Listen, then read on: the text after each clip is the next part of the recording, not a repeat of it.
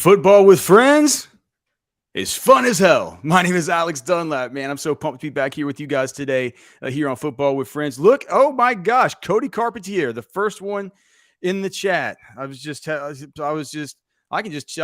text with Cody here on the show and just ask him, like, what the hell are we doing with Travis Kelsey on the cheat sheets now for people who have drafts tonight?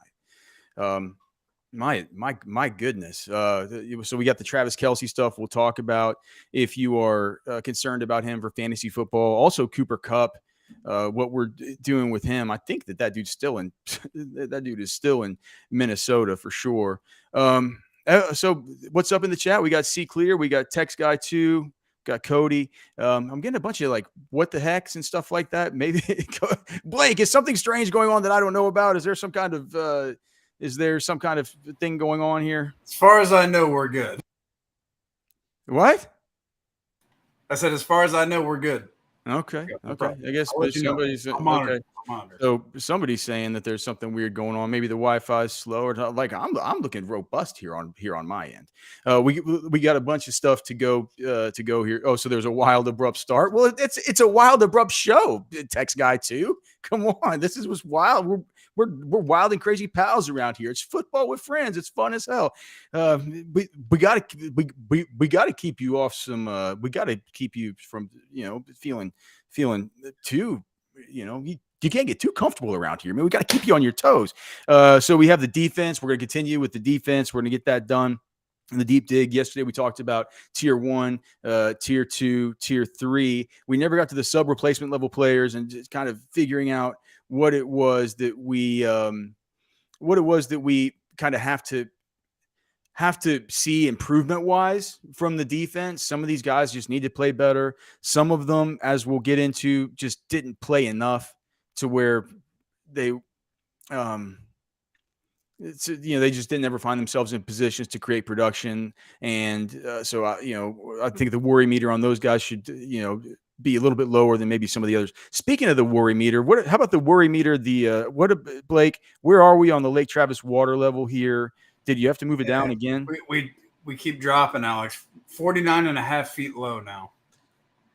We're going to be 50 by next week. It's going to happen unless we get some rain. So wait, it's 8:30. It's 8:31. We're at 6:31. 681 is where we need to be. So 50. So we're at 631.5 right now. Yep. Yeah, it's going to be 50. Okay. What's up, Money B? What's up, Jason Trimble? See Clear, Text Guy 2, man. So happy to see everybody here in the chat. Thank you guys for all tuning in. People are talking about this stuff about when's the rain coming and everything like that. And I feel like the rain's going to eventually come. It's like my grandpa always said. It's like living in the hill country. It's just a series of droughts that are broken by floods. And it's been since the beginning of time. It's just it's what happens out here. So look, we're going to get the rain. I think that the most important thing that needs to happen is that just, the other old saying that the old timers would just say is drought begets drought. Right. And so whenever these weather patterns, set in, we saw it with this heat dome that was over us in July and August, something needs to change in this weather pattern to bring in some rain. My big pet peeve is this high pressure system continues to kind of leave, go west a little bit, then come back in over us. It doesn't allow anything to get sucked up in from the Gulf, anything happening in the tropics. But I did notice that on my weather app, just my regular old iPhone weather app, and I'm not even talking about geeking out on WX Infinity or Storm 2K or Space City Weather or the iWall or any of these other places. I'm so maniacal about going and visiting every day saying, when's it going to rain? But it looks like starting like next week, in the middle of the week or so, we're looking at highs in the 80s. That's what they're saying. Of course, weathermen lie and models are often terrible.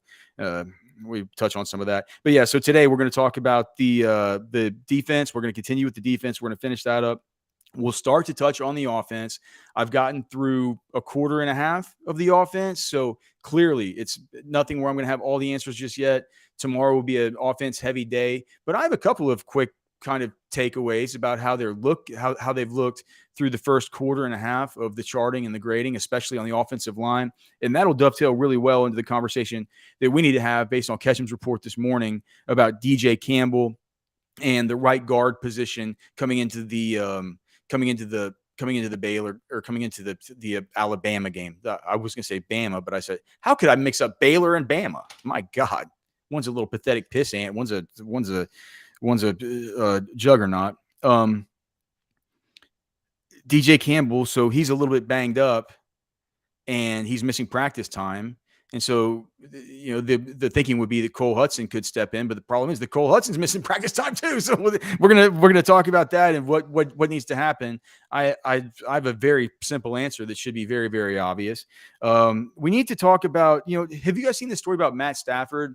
I think he's having some trouble connecting with some of the younger millennials on his team. I'm not sure exactly what it is, whether it's a generational thing.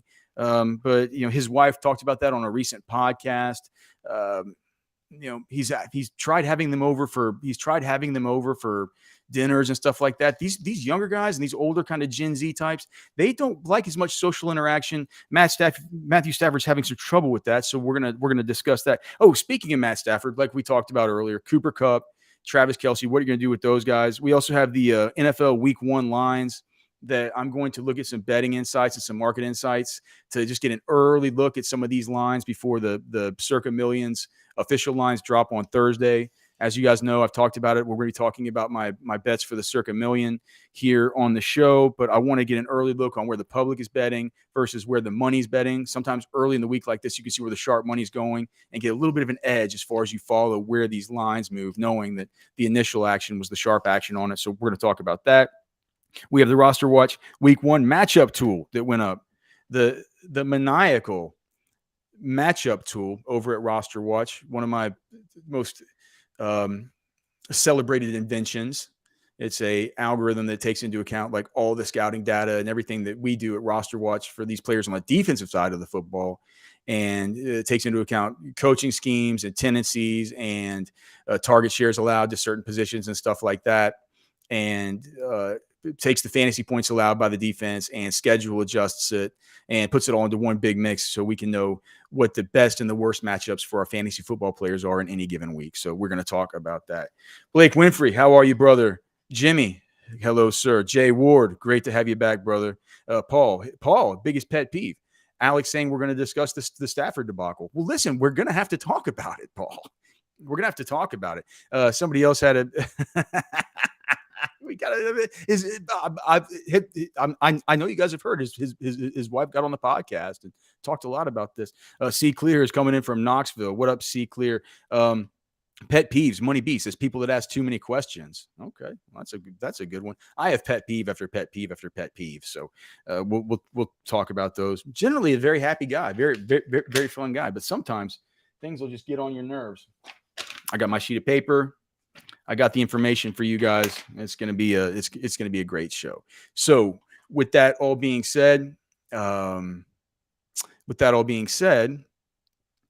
Blake, why don't you just put up, you said you had some images of the deep dig. Let's just put them up. So there you have the tier 1, tier 2, tier 3 that we talked about yesterday. Today over there on the right-hand side of the screen, at least it's on the right for me. Maybe there's a mirror image for you guys. I'm not sure. We're going to talk about the sub replacement level players, and you see them all listed right there. We're going to go through them one by one. As you can see on the snaps per production caused, not only were these guys, market share leaders, but also they were leaders in the snaps per production caused. So they were not only the best on the week as far as just total overall volume of plays being made, they were also generally the best outside of Vernon Broughton and Jahdae Barron at efficiently creating production on the snaps that they did have. So it's like with this group, this tier 1, tier 2, and tier 3 over on the left, as you're looking at the screen, they were producers, they were volume producers, and they were efficient producers on volume, which says a lot about those guys. It says a little bit less about these guys over here on the sub replacement side. So that's kind of how maybe one of the charts on the deep dig will look. If you're a member of Orangebloods, you know how all these charts look, but each column has a bunch of these charts and a bunch of the alignment data and everything like that. Of course, if you're interested in more of it and you're interested in the whole write-ups, you can go get a membership at orangebloods.com. Blake, do we have a membership drive going on right now? Any kind of promo code? I don't think there's a promo code right now, is there? No. Blake says no deals. Not during business. This is business season for Orangebloods, man. Like they don't need to be getting people on board. People are just signing up just cause right now. Okay, let's talk about them. So we're gonna do the deep dig. All right. All right.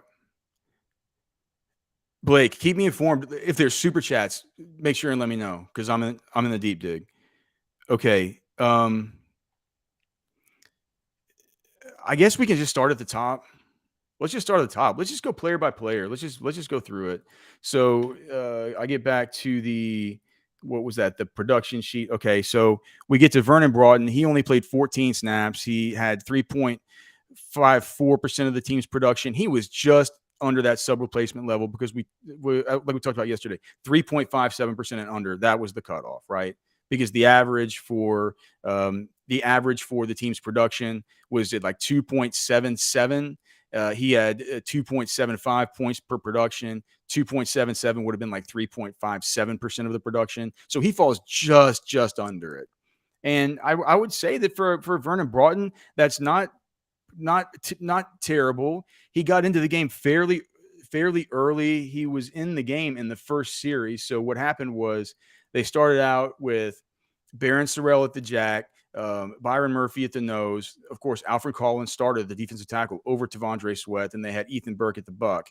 But after 2 snaps of that, they moved T'Vondre Sweat in there next to Byron Murphy at the defensive tackle. And then they got Byron Murphy out of there, brought T'Vondre Sweat into the nose, brought Vernon Broughton in at the defensive tackle. And that is more of like what we were saying yesterday, why Sweat, who was Sweat's the king right now, right? He's the king of the deep dig ratings.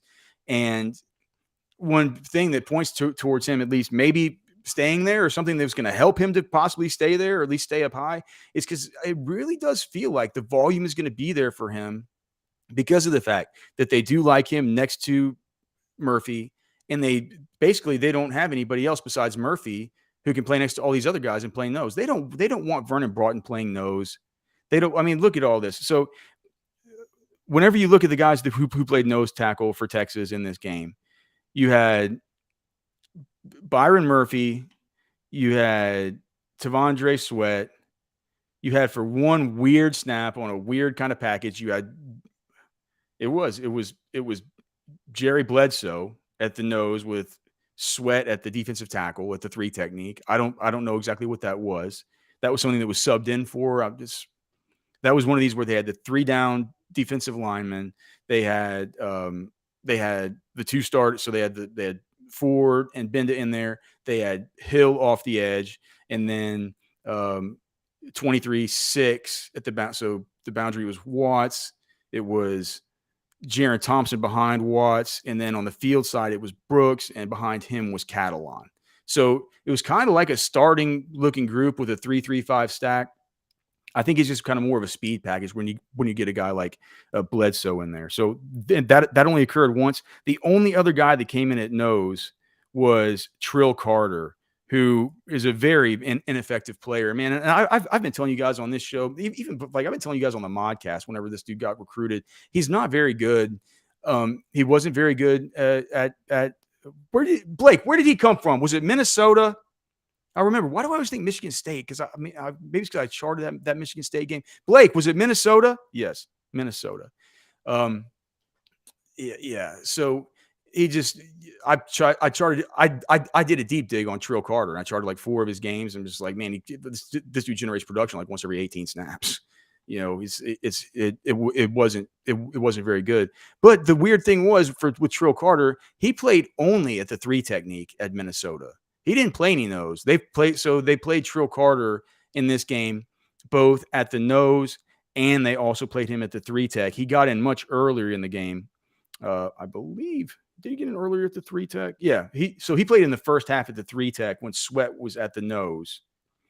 But whenever he came back in the second half with the backups, and then he stayed at 3 tech.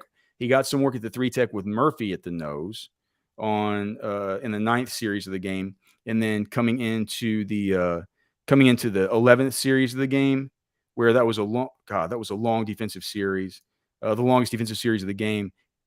he played nose, and Bledsoe played tackle, and then Aaron Bryant came in and played a little bit of defensive tackle next to Trill Carter at the nose. So what I guess that's a long way of saying that they don't really have that many guys who are going to be playing nose, right? It's like if you're just talking about Trill Carter, it's Byron Murphy and it's T'Vondre Sweat. And if you also have T'Vondre Sweat playing his usual 40%, ish share at defensive tackle, I think this is going to be like a 60% T'Vondre Sweat. He's going to be one of the most highly utilized guys that we've seen from a snap percentage from that perspective. And golly, at 364 pounds, that's just that's pretty incredible. Alex's favorite player is Trill Carter, hands down. Yeah. Let's see. Anyway, so what's up, everybody here in the chat for sure. Cody saying biggest disappointment, Collins or Catalan? Got to be Catalan. Nah, Cody. It's not Catalan. Catalan just never. I mean, he wasn't ever. He only played 18 snaps, so he never really had the opportunity. Alfred Collins had an opportunity every single time he was on the football field, because he got to play at the defensive tackle. He got to play at the jack end. He's Alfred Collins could have done on every single play. How many plays did Alfred Collins play? Well, look, we'll get to Alfred Collins. But guess what Alfred Collins did? Alfred Collins did exactly what Jim Nagy said he was going to do. He's going to flash, and he's going to make a big play, and then he's just going to go into hibernation. And we talked yesterday about what, like, if T'Vondre Sweat and Byron Murphy are Bulldogs, what is Alfred Collins? And the more and more I thought about it, I can't believe I get off this show where I just talk to myself in this studio for 2 hours and interact with you guys in the chat, and of course on the Specs chat line. That I'm still, I walk around. My wife, I must drive her so crazy. She's like, isn't it out of your system? I'm just walking around. I'm saying, like, well, do you know what? Alfred Collins really is more like a Great Dane, because he's like big and he looks like, maybe 1 out of 10 times an intruder will come into your house, and the Great Dane will stand up and he'll be so big and scary with these big long legs, and he'll bark at him, and who knows, maybe he'll scare him away. And then 9 times he'll sit there and he'll let the guy walk right in and pat him on the head. Right? And my wife's just like, what? And I'm just like, what? Why? What? She's like, haven't you gotten enough of all this talk? Okay. Can Blake, can you ask Alex my question? I'm assuming because it was Rice and rotating the young guys, but the snap counts just look super low. What does that mean? So what was his question? I know everyone loves the updated clock rule. No. Okay. So, all right, Paul. So here's what happened. So you're just asking about why the snap counts look so low for everybody, and why it's like, well, I'll tell you exactly why. They only played 51 snaps on defense. What are you going to do when you play 51 snaps on defense? And it's like, I wish I could just show you guys. I mean, God, Blake probably didn't get the defensive participation log, but if you look at it, I mean, they're rotating guys in early. It wasn't just like, all the starters played through the 3rd series of the second half, which still wouldn't have been that many snaps. Let's say Jalen Catalan would have. And are you talking about Catalan not having many snaps? Let's just talk about Catalan. He only played 18 snaps, right? If he would have played through just the 1st series of the second half, like you would think that he might play in just a regular game when they weren't kind of subbing people in and getting people some looks and things like that, even with the ones, that was only 25 total snaps. If he plays every single snap through the 2nd series of the second half. And remember, so in the second half, they go 3 and out. Then they had the one drive in the 8th drive that went 1, 2, 3, 4, 5, 6, 7 plays. Then they go 3 and out again with the 9th drive. Then they go 2 and out with the interception in the 10th drive, right? So it was a pretty long drive, that second drive in the second half. And even if you have him going all the way through that one. It's only 32 total snaps. It's like this is very small sample size theater that we're talking about here, right? It's so no, don't be concerned about the snap counts being low. It's the backups were in there for most of the second half, and the backups were mixing in like I just told you. Vernon Broughton's a backup. He just is. He's a rotational player. He's probably going to play 35 to 40% of snaps this year. He wasn't that bad in this game. Vernon Broughton, he had the one tackle. He also had a pressure and a half of a tackle for a loss. So not bad for him. And that's why on whatever it was, as far as his snaps per production, it doesn't look bad because he only played 14 snaps, right? 5.09 snaps per production cause. Now that's gonna go down, right? Because like we talked about yesterday, whenever we look at Anthony Hill and we see him and we say like, oh, well, it was just versus Rice. Well, on the other side of that coin, you can say, well, yeah, but he's also Anthony Hill, and it was also just his first game. With Vernon Broughton, what is it that Michael Lombardi always says that Al Davis used to say? It was like, past performance predicts future achievement, right? And so once you get to a certain level with some of these players and you realize that their past performance, you can say, it's at least somewhat predictive of their future achievements. And so with Vernon Broughton, you can't say like, well, it was just his first game. As the competition rises, he'll be getting better. With him, you say, okay, Vernon Broughton played pretty well from an efficiency standpoint in this game because it was Rice, right? And you get a little bit more worried when you look down the list a little bit and you see what happened with Alfred Collins. And we're going to talk about Alfred Collins because that's his whole own thing. But the reason we're talking about Vernon Broughton was because, come on, focus. Oh, yes, because we were talking about the fact that backups, right? Backups were in kind of early. And we were talking about the fact that Vernon Broughton, even though he's going to be a heavy rotation player, he's kind of a backup, right? So he came in early. You got Jet Bush. I mean, I don't care which Jet Bush feels like a backup player to me. I understand that you're going to say, no, Alex, he's a frontline player. Whenever you even said yesterday when they go to that 3 linebacker thing in the run game, they'll bring him in, but he feels like a backup. He was in on the first series of the game. Michael Taft was in the first series of the game. Now, Michael Taft was in the first series because, of course, we didn't have Jaron Thompson or Keaton Crawford. Keaton Crawford wouldn't have been anyway, right? But we didn't have Jaron Thompson in there. We didn't get to see him in there. Derek Williams comes in the second series. Now, again, that had a lot to do with the fact that the safeties, right? Thompson, Crawford.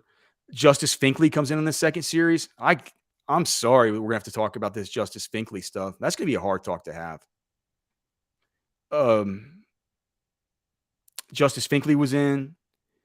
Jerry Bledsoe comes in the third series. He's a total backup. Christopher Ross is in the third series, total backup. So even at the beginning of the game, right, you got these guys coming in. These guys are backups. Trill Carter played in the first half. He's a backup. Christopher Ross played 1, 2, 3, 4, 5, 6, 7, 8, 9 snaps in the first half. 9 snaps out of a total of 22. Played almost half the snaps. He's a backup. So if you're worried about the snap counts looking low for some of these guys, I think that's, it's like this was always how it was going to look. And people on the Orangebloods earlier were saying, like, how is Michael Taft and David Benda and whoever else who like our highest snap count guys? Who were the guys with the highest snap counts? It was the defensive participation. David Benda and Jet Bush and Gavin Holmes and Michael Taft. How are these guys our highest snap count guys? And I said, well, it's easy. Use your brain. These are the guys who got their natural run with the backups, but we're also getting worked in with the ones. They got a double dip out of this thing. The true backups didn't get quite as many snaps. They were, Benda, Bush, Holmes, Taft, to a certain degree, Malik Muhammad, right? Tavondre Sweat got a bunch, not because he's a backup, but just because he's getting that same volume of snaps because we've talked about the versatility that he plays between the nose and the defensive tackle. He's a G, man. He's the best. He's the best player on the defense. One of the best players on the team. Derek Williams played a bunch, and then you look at so all those guys like 27 to 32 snaps, right? And then you look at the guys who are the starters. You look at the Baron Sorrells who did nothing, Ryan Watts, Jalen Ford, Murphy, Collins, Ethan Burke. All these guys played 18 to 20 snaps or something. It's the way it worked out. Trust me, if you want to see all these guys play, if you want to see all these guys play, you're going to see them play a whole game versus Alabama. I think you're going to get a better look at all of them, and a lot of them need to play a lot better. David Dalrymple, how are you doing, sir? Asking me, just curious if you broke down Travis Hunter's game for curiosity. No, I don't have any time to break. Today I wrote a column. I made the matchup tool. I got our rankings up at Roster Watch. I made our rankings sheet. Normally on a Tuesday, I'll have to do the waiver wire column. I did bring in all the new betting and sports insight stuff over on Roster Watch. I had to start on the offense for Texas. I don't have time to be going around just doing the breakdown like this of Travis Hunter. But listen, I did watch the game. I watched the whole game live, and I can't believe that guy. And I mean, just my quick take about that is one. And I've kind of heard this going around. I don't know if it was like a group text or where it was I heard this, but man, for Deion to be basically the best player and just a historic NFL draft, and then be a guy that played like Major League Baseball and the best cornerback to ever play, and goes on to be one of the best broadcasters there is, and then gets into coaching. And then if he goes on to become one of the greatest coaches ever, we just gonna call him the greatest of all. It's like, what can he not do? And why I say that I think that he could be on his way there is because of a guy like Travis Hunter, not just because he plays both ways and because he looks so awesome and that he's a great player and he's got coached him. No. The fact that he has the conditioning to play 130 plays in Fort Worth, Texas, at the beginning of September under this high pressure ridge heat dome that we opened the show talking about, is that he could go and do that. Do you know what that shows me? It shows me that the strength and conditioning staff has done an excellent job there with them. I don't care if you're the best athlete in the world. I don't care. If there's not good strength and conditioning there, like there's not any way that somebody can go and do that. Right. And then, so I want it to be understood that it's, when I look at Hunter, I look at him like, okay, like you start thinking about him. Is he a wide receiver or is he a cornerback at the next level? And when you really can't tell, you start to say, oh, okay, well, we're obviously dealing with just an epic unicorn here, right? It's an epic unicorn, but it goes to say something about Coach Prime, that there was all this talk, and then there was media scrutiny, and say what you will about him calling out the reporter. I don't agree with the fact that he called out the reporter and said, you didn't believe in us. Do you believe in us now? And he's like, well, I mean, the reporter's gonna say, well, it's not my job to believe in you. It's my job to talk about the football team and to report about the football team. I'm not here to be your cheerleader. So I didn't love that, but he's instilled a culture there where the strength and conditioning is obviously very, very, very good for just one of his players to be able to go out and achieve that athletic feat in that kind of heat. It's just, to me, it was just, I didn't break down his game. I'll tell you, I can't tell if he's a better wide receiver, if he's a better corner. Yeah, he's going to win the Heisman if he keeps doing this. And I think it says a lot about what Coach Prime has done. We didn't get to, we talked about like one player on the defense, this one of the sub replacement level guys. So we need to get to him. We're going to need to speed this up a little bit, and we're going to do that next.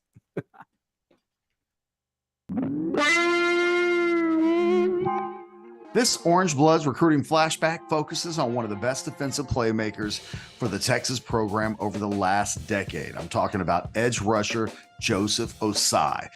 Ossai was one of the best players to come out of Tom Herman's 2018 recruiting class, although he was a low 4-star prospect who only ranked number 31 in the state by Rivals.com. Not a single recruiting service had him ranked as an elite prospect or inside of a national top 125 list.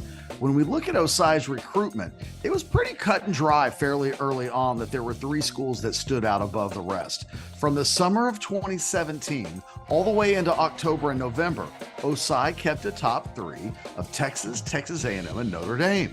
Of the Longhorns, Ossai said that Todd Orlando and Oscar Giles used the following sales pitch on him. Quote, "They tell me I can be that Nashawn Hughes type of player.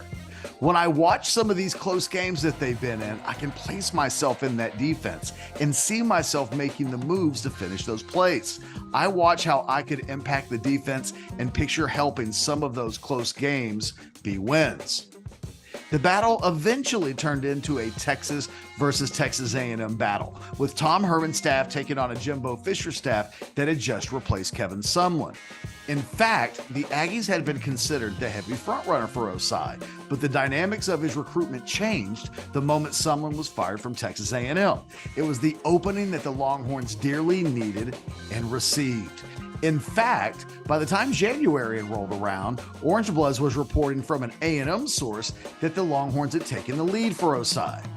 On the last weekend before signing day, Ossai took a surprise official visit to Oregon, but it still turned out to be a battle between the Longhorns and Aggies all the way up until signing day, when he eventually chose the Longhorns.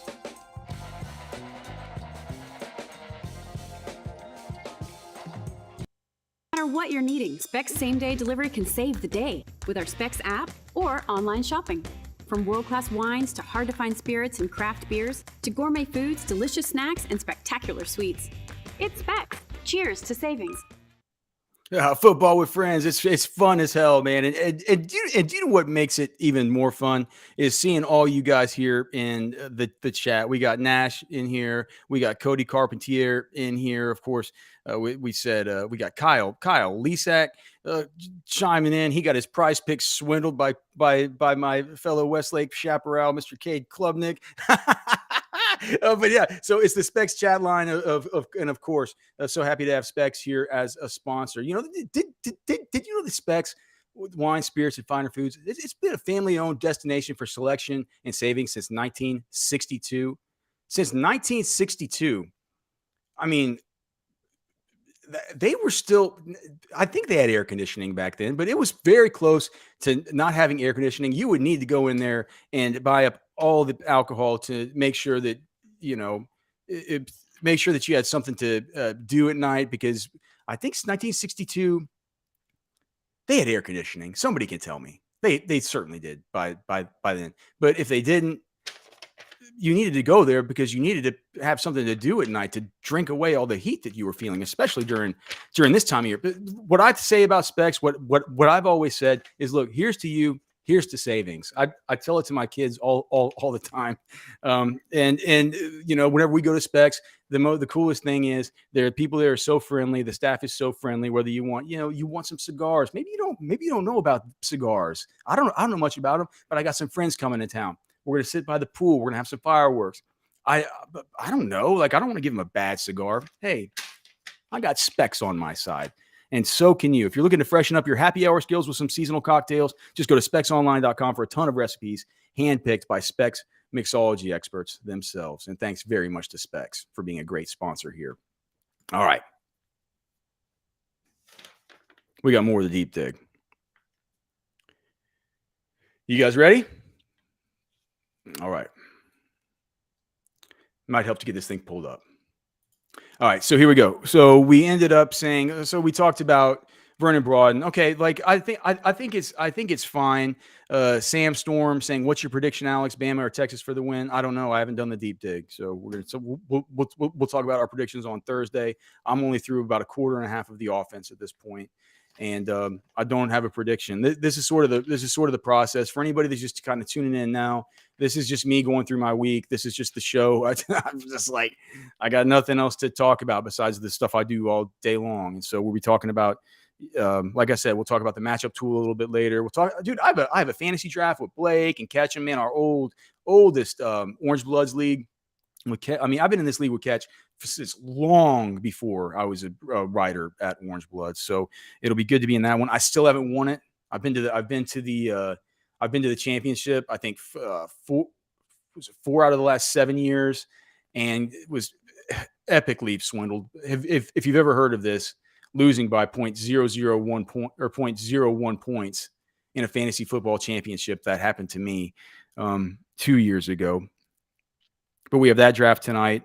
We're just gonna be going through the week, right? And we're gonna be talking about my sports bets, the prize pick stuff. Like, I got the matchup tool today up at Roster Watch. I'll tell you guys who has the best matchups for your fantasy teams. But we got to get through this defense and stuff. We got to talk about Matthew Stafford. I feel like his wife really kind of spilled the beans on an issue he's having dealing with some of these younger millennials. Okay. Defense. So it's time we have the Alfred Collins conversation. Are you ready for it? You might want to, if you're not ready for it, you might want to hide your ears, or, you can always, well, Catch would never allow me to say, you guys can just kind of turn it off and come back later. He'd say, no, what are you doing? Don't ever tell anybody to go away. But it's like, it's not going to be easy, man. Alfred Collins is just, he hasn't been an effective player at Texas. And I'm not sure that we're ever going to see him be consistent. He's a Great Dane with big paws at the door that'll bark at the intruder, but once out of 10 times he might scare him away, and you get that flash out of him. And the other 9 times he's just going to go. He's going to go sit back in his sit back in the back of the house, and you don't really understand what he's doing. He started the game. What did he do? Like, did you guys notice anything about Alfred Collins besides the one great play, right? One great play. He lines up outside. I believe on that play was one where he was lined up at the jack. And, that is one neat thing about him, is that, if you just, and the deep dig does take into account the idea that not everything that you see just watching the game casually, or not everything that comes through the statistics that you would get traditionally from the university or from elsewhere, shows up in a way that's easy to recognize, right? It's like the one big play was he got outside, he got off his man, he looked good with his hands, looked big, long arms, swum over, got over to the outside, took a good angle to the quarterback that was trying to break contain on him, pressured him, got his hands up, made a super athletic play to bat, to break up a pass. It was a super athletic play. Other than that, I think he was in on one assisted tackle. Now he only played 18 total snaps, right? But it was against Rice. And we're talking about a guy that Jim Nagy comes on here and talks about him being a day 2 pick. And maybe he is, but like Nagy said, it's a grade the flashes. And guess what we saw out of him? We saw a flash. But you don't want to see flashes versus Rice. You want to see some consistency. You want to see some level of consistency. What has Alfred Collins done? Like, what he did? He had he generated production once every 7.2 snaps last game. He was a sub replacement level player. He was about as good as Jet Bush. Now, it's a small sample size, but last year we have a sample size of 222 snaps on the season. He was, as far as his market share on the team, he had the 19th, 18th place. I mean, do the math. There's 11 starters on defense. He was in 18th place as far as his total market share. His snaps per production cause was at 11.68. So, I mean, what he did, I guess, in this last game, I mean, the flash was a little bit better, but you can attribute that to it being Rice, right? And right, but Alex, he's more of a vocal leader. Sark said so. But Alex, Jim Nagy says he's got an 82-inch wingspan and that he's pretty looking. And I get it. And I'm not here trying to dog on the guy. That's the last thing I'm trying to do. It feels like that. It just, I write these columns and people are just like, how can you say that about Alfred Collins? I'm like, well, did you watch the game? How can you say that about Alfred Collins? Did you watch last year? How can you say that about Alfred Collins? But Alex, the light switch turned on over the summer. But really? When? I didn't see it. I saw one flash. It's a tough talk, man. It's a tough talk. He's a co-starter. Texas needs him to be better. Texas needs him to be better. But golly, I can't believe I was arguing on Orangebloods. Just based on this game, I can tell you with certainty every argument that I got on Orangebloods this summer about people telling me that Alfred Collins was going to play. Well, I guess they were right. Alfred Collins did technically start in front of T'Vondre Sweat, so I guess I lost the argument. But for people telling me that Collins is going to have to start over Sweat, I'm just like, what? How does that even make any sense? It's like you saw in this game, man. One player took advantage of a bad team he was playing. Right? Ethan Burke's out there taking advantage of this. Anthony Hill, it's his first college game. He's out there taking advantage, right? He's out there creaming this quarterback and causing Jalen Ford to get a great interception. I mean, it needs to be better for him. But to me, if I would have to forecast something, I would say that Alfred Collins, we're going to keep seeing great plays from him, and those great plays will be welcome. But they need to be more consistent. And if I had to forecast the way he was going, I think he's heading right. He's heading straight down the freeway to another season of 11 or 12 snaps per disruption caused, which would be good for about, in last year's team, would be good for, in last year's team, I think this defense has a chance to be better than last year's defense. But everybody that played last year, good for 23rd on the whole team. So he needs to harness something, man. And they need to get something more out of him, or else, we can just think of him as a specialty player. But if he's a specialty player, he can't be playing 40% of snaps. It just can't. Let's see. Jenny Juarez, Alex, you're just being realistic. Yeah, I'm telling you, man. I'm just telling you. It's like, I'm just saying, Nash is saying he needs consistency. Yes, exactly. And it's the same thing that Nagy was saying. I think we all agree here, right? It just feels like there's some people who feel like I'm saying something bad about Alfred Collins, where I'm just acknowledging something that's maybe a little bit of a uncomfortable truth, because we all want him to be great, clearly. And it's frustrating whenever you see it. You see the flash, and then you just don't. You're just like, well, he can do it. Look at that. He can do it. Look what an athletic play that was. It was awesome. I will say, man, one saving grace for him is that, and I got into talking about this earlier, but one saving grace for him is that he does come in at that jack defensive end in those heavy packages and in those heavier sets. And I think that's going to give him an opportunity to really, focus on one thing, focus on one gap, and getting, winning just doing the whole low man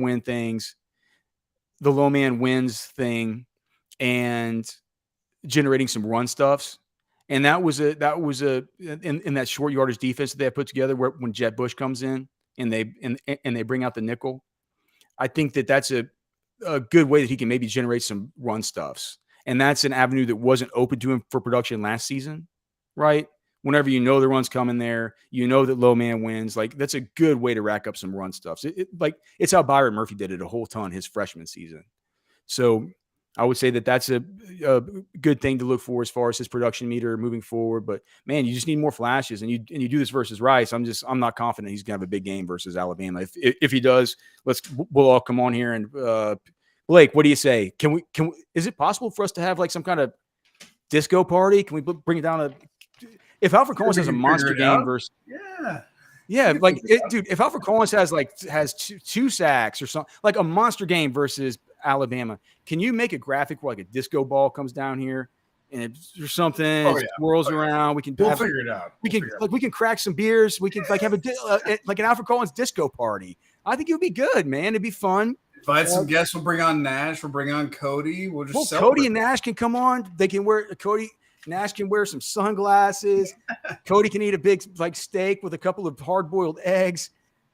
I can drink a beer. We can just all do just a big disco party, like an AC disco party. I want to do it. I'm just trying to tell you guys. Make it happen. Yeah, I'm not sure we're gonna have the disco party.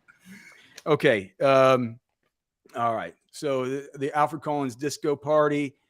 is officially on. We'll see if we get around to it.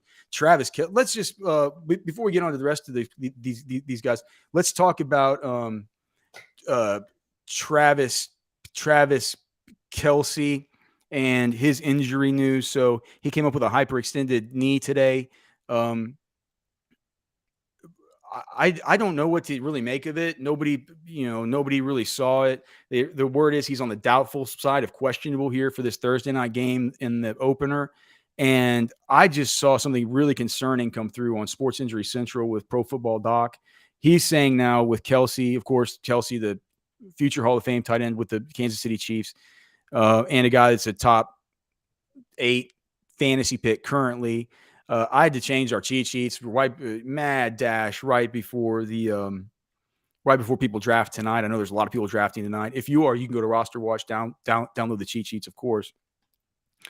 But so the player insights it's just like the Pro Football Docs have serious concerns about Kelsey's knee injury. Best case, out a few weeks. Either way, he's not playing on Thursday. But when I hear Pro Football Doc, 17-year sideline surgeon for the time at the San Diego Chargers, I become real worried about that. Tread carefully with your Travis Kelsey stuff if you still have your drafts left.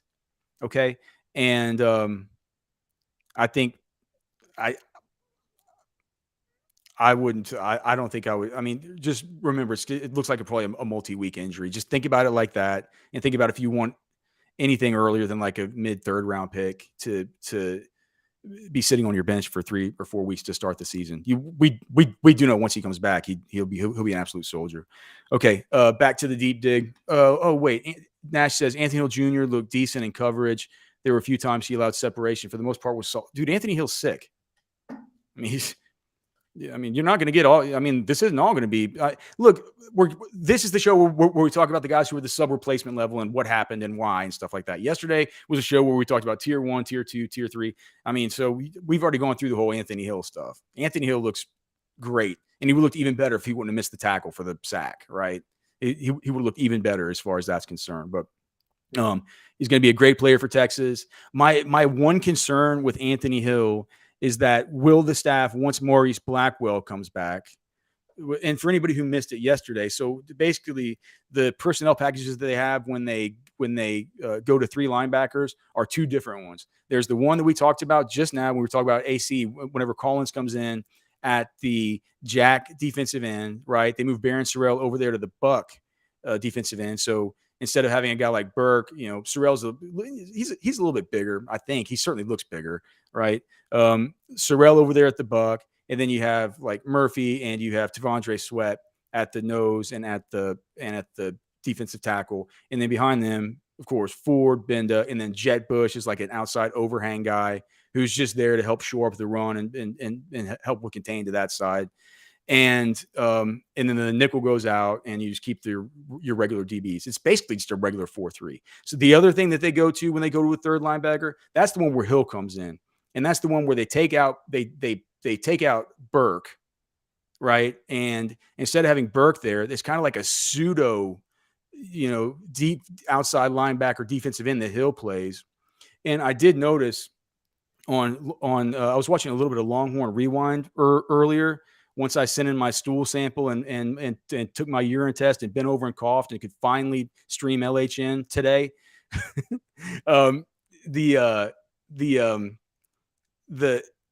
Sark was saying some of the things I was. Maybe Sark listens to the show. I don't know. He was saying some of the things I was saying about how Anthony Hill affected the game on the Jalen Ford interception, about how Tavondre affected the game on the homeboy interception. Austin Jordan, our youngest dog, man. We love us some Austin Jordan around here on Football with Friends. But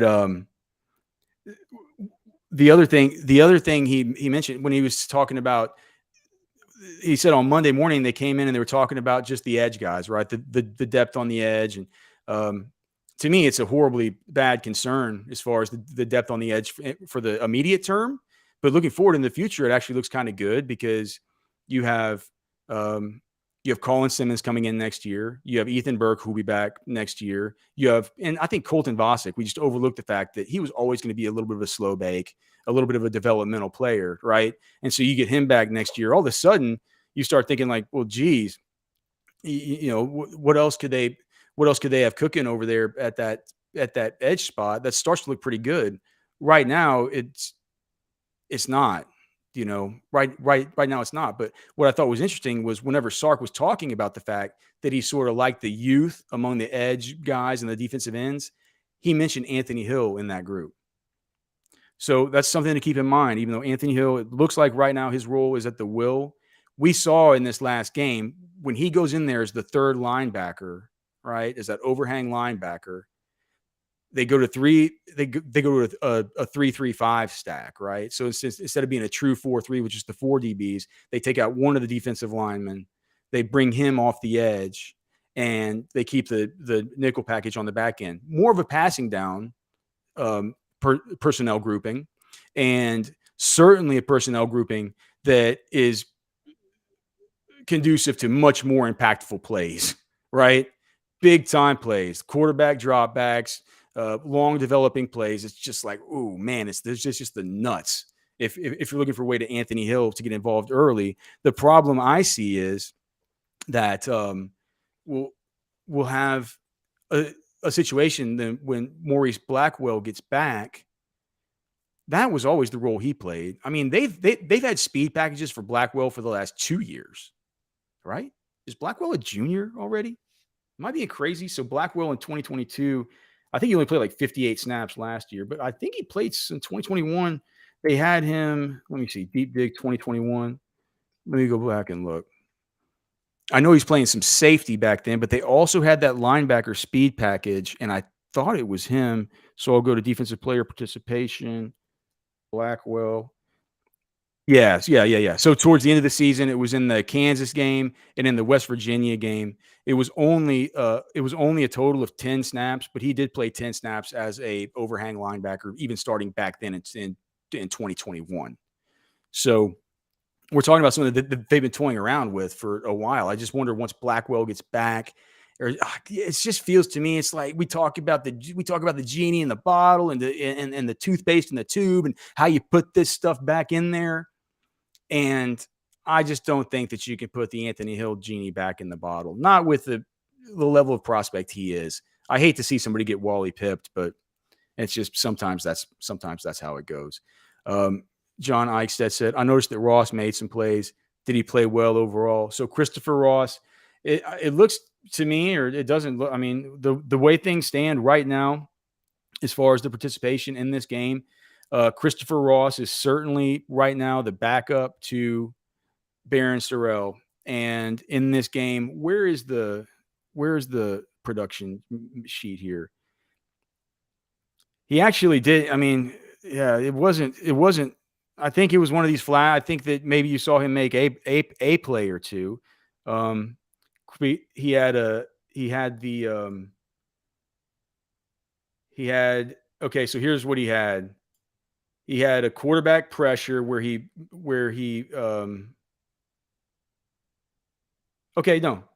He did have 2. Oh, here's what happened. He had a bad blown contain. Okay, so that was it. Christopher Ross had the blown contain where he let the quarterback get outside, and then but he did get in on one tackle. He had one quarterback hit and one quarterback pressure.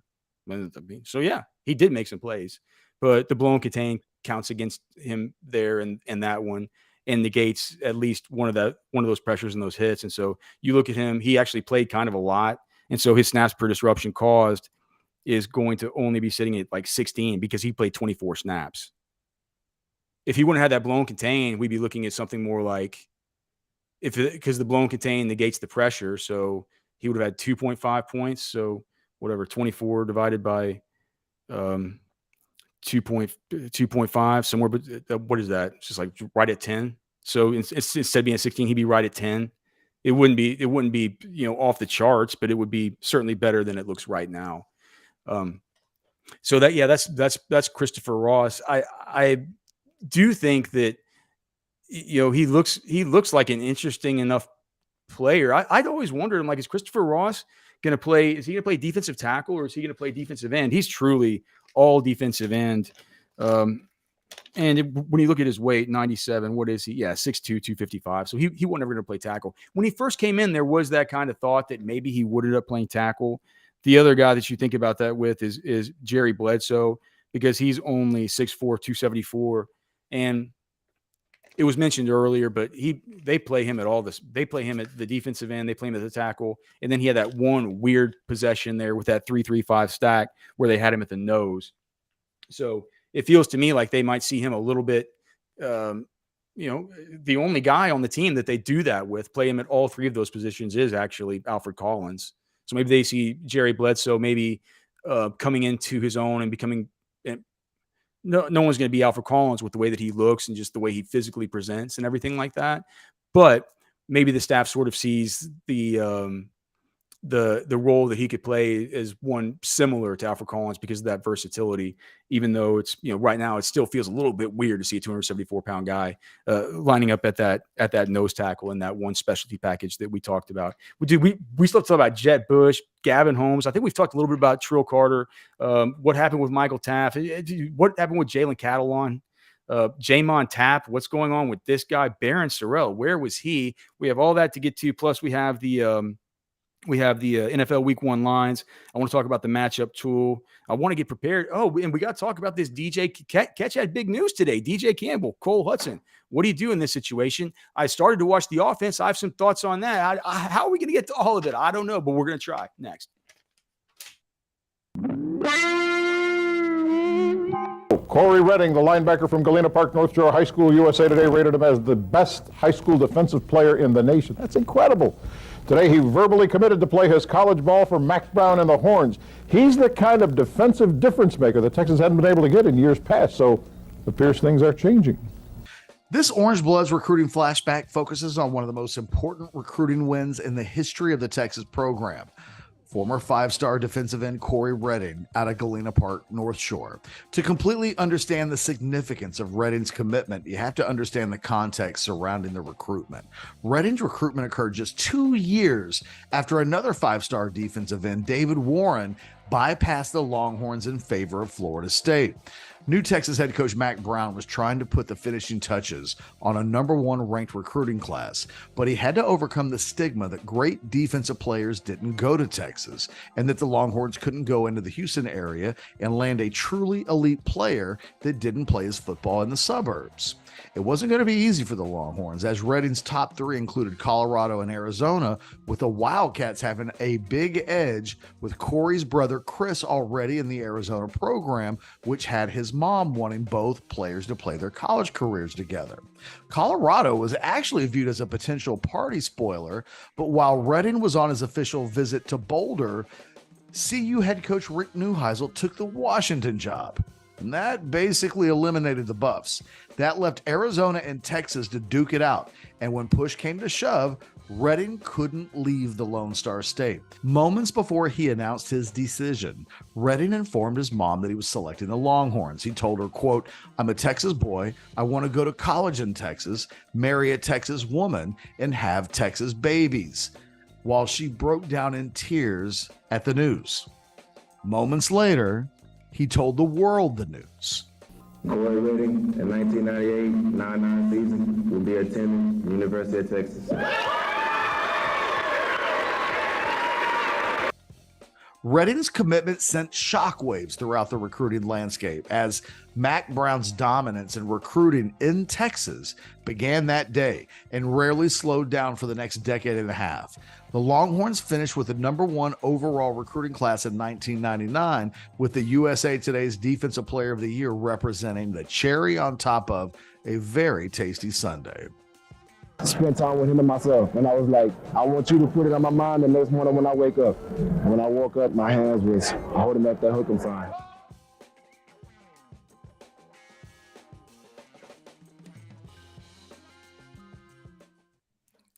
All right, football with friends. It's fun as hell, man. I'm so happy to be here with you guys on a Tuesday afternoon here on the shores of beautiful Lake Travis. That is definitely definitely going to be filling up sooner or later. When it does, this water meter over here, then Blake, we can have the disco party then, right? I'm not sure Nash will show up for that one, like he will the whole Alfred Collins thing. Okay. The news that just came in about Travis Kelsey. So Blake just shared the text. Basically, from what Adam Schefter is saying, God, I'm getting alerts from everybody about this. I've already updated the cheat sheets, fellas. I'm good. I did it before I came on the air. Nash said he could come on. Looks like we got a super chat here from Tom G. But let me talk about Kelsey. So they're saying that. So here's the reporting from Schefter. The ACL is intact. The ACL is intact. He has knee inflammation. They're going to test it again on Wednesday to determine his availability for Thursday. Dude, to me, when you get MRI imaging and the doctor says, good news, the ACL is intact, good luck. You're not playing this week. I'm going to side with Dr. David Chow. I feel like it's worrisome. And do you know what this could mean if you draft tonight? Travis Kelsey could present a tremendous value if you get him at the end of the second round. I'm thinking, man, I'll be picking at the 303. If he's there at the 303, I'll probably take him. You know, if he's there at the 303, I'll probably take him. But I think that's probably where it starts to kind of make sense. Okay, so Super Chat, Alex, can we agree that the Alabama DL is not as good as last year and this year's OL is at least as good as last year? Well, Tom G, I will say, and thank you for the super chat. Yes. Yeah, I think, well, yes, you lose Will Anderson. Texas, Kelvin Banks is a year better. I'm not sure, man. Why does Hayden Connor feel like he's the damn Benjamin Button? I'm sorry, I didn't mean to cuss there. Like the Benjamin Button of getting worse at playing football. I don't. Maybe he gets better through this game. Hayden Connor has been a little bit, tiny bit disappointing. I would say like it's another year for Hayden Connor. Is that movie, Blake? Is that the movie Benjamin Button where he gets younger every day? Okay. I'm sorry, Blake. I know it's a family show. I really try and say dang, but I was just my brain got scrambled. I'm thinking Benjamin Button, moving backwards. But I mean, he should be. Jake Majors is at least a little bit better. What he's doing is we're going to talk about all this. What Jake Majors is doing is he's just getting this whole head of steam and he's just trying to go all at it all at once. And when he doesn't hit his target dead square in the middle of right in the middle of his numbers, he gets completely off balance and he falls over. So, I mean, DJ Campbell should be an upgrade on Cole Hudson, but both those guys are a little bit hurt. We're going to talk about that situation here shortly once we get through the defense. But even if they're both hurt, they can't go. You got a really good backup. You got good backup. You got Cam Williams. You got Nato. Like it's fine. Christian Jones looks great. So yeah, the offensive line's better. It's got to be better. I mean, if you don't have freshman year Cole Hudson, you're going to be better. Even with Benjamin Button, Hayden Connor. So yeah. I think we can agree about all that. Biggest pet peeves. Do you know what mine is? Do you know what my biggest pet peeve is? Inconsiderate people. And listen, my wife sometimes listens to the show. She's not included in this because she's my wife. She's the queen of the household. She can do whatever she wants. But if you're in like, and I, there's a lot of times I'll travel with people. Cody Carpentier for one. I'd probably spend more time in rooms with Cody over the last year than any other, person professionally, but also Trash Man and, the guys I go to all these different football events with. My biggest pet peeve is when people, they set their alarms for a time that's early when you don't have to get up, and it's fine. Right. But when they do the snooze thing, right. And they make you wake up for the alarm like 3 different times. It's like, dude, set the alarm once. Like, don't make like, there's somebody else in here that you're waking up. That whole snooze thing's cockamamie anyway. Why not just get like, once you wake up once, you're going to get fitful rest. You're going to know in the back of your mind in 8 minutes, whatever. I don't even know how long, how long is a snooze counter? How even long is it? Is it 8 minutes, 10 minutes? I don't even use it. like I would never use it. I'm not inconsiderate like that because I'm usually in a room sleeping, like I'm in a room sleeping with my wife or sleeping with somebody. Like Kenny R says his wife does this. It's like you anytime, man, if you wake up at separate times, you get fitful rest in between those snoozes. You shouldn't be doing it anyway. Set your alarm for the time you wake up, wake yourself up. And if you got somebody else in the room, you're just waking them up 30 more times than they should. And by the time you do the snooze 3 times, it's like, guess what? If they get the opportunity to sleep in maybe a little bit later than you that day, they're not going to be able to. They're just not, because they've heard this alarm like 3 times. And then by now, that's like their what is it called? Their circadian rhythm is now starting to click in. To now it's daytime and stuff. And you begin. It's like, and there goes your rest. So that's my pet peeve. Do you know what? I have another giant pet peeve, and that's when people pay too much money for their real estate transactions, and they don't work with the very best of the best, especially if you're in the DFW area. And that's why I want to talk. Look at Val Garcia. Just look at this guy. I mean, we're talking about a man. Look, this guy, Val Garcia at Valen Realty, not only will he sell your home for free if you're an educator or if you are a member of the ministry, right? It's usually a 3% fee. If you have a $400,000 house where it feels like you can't get into a house for much less than $400K these days. If you needed to and you had a budget that was lower than that, Val could find you the place, right? But golly, houses are so expensive. You pay 3% on the sale. You pay 3% on the buy side. You know what Val says? He's like, I come from a family of educators. Oh, I love this. Mr. Garcia never hits snooze. Oh, he never hits. Look at him. He's always out working. Val Garcia. He's always out there hustling. And if you told him that you heard from us here on Orangebloods, you get half price, at least, even if you're not an educator or you're not a member of the ministry in the DFW area. He's going to work with you from stem to stern, man, from nose to from snout to tail, like every bit of it, the hard stuff, getting your house set up, getting everything all right. You're going to work with him. He's going to send people out to do it for you, and you're going to have a great experience. He's top 25% in the DFW area. He'll work all over the DFW area. And you're going to save money. You're literally going to save tens of thousands of dollars by going and working with one of us. And Val Garcia is one of us. Trust me, man. He's a maniacal Texas fan. He had to sadly report to his daughter, who's going to Oklahoma State, that he's sponsoring a Texas Longhorns show. I'm not exactly sure how that went. Val Garcia, though, one of us. Throw it up one more time, Blake, just so they can find him. There's a QR code there. You can also call him 469-647-8729 from deep in South Texas, the Rio Grande Valley, moving up to Dallas, learning English as a second language. This is a success story. And do you know how he learned so much about houses? Working on them with his own 2 hands, selling power tools, getting his hands on these homes. Like, trust, he knows all the best inspectors, all this stuff. You need to work with Val. And if you know anybody in the DFW area who's an educator or who is a member of the ministry, don't let them waste their money. Call Val Garcia, Valen Realty. All right.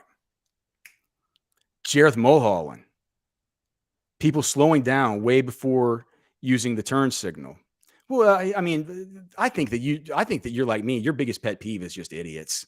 I mean, I can't stand idiots in general, but that's definitely an idiotic thing to do, having to work instead of only watching OB Live all day. Well, I mean, you can work and do this, right? It's a good second screen experience here, I would think. All right, back to the deep dig. We still have a bunch of these guys to talk about. So we talked about Alfred Collins. Have we had enough conversation about Jet Bush? I mean, I think it's fine, but he played 30 snaps.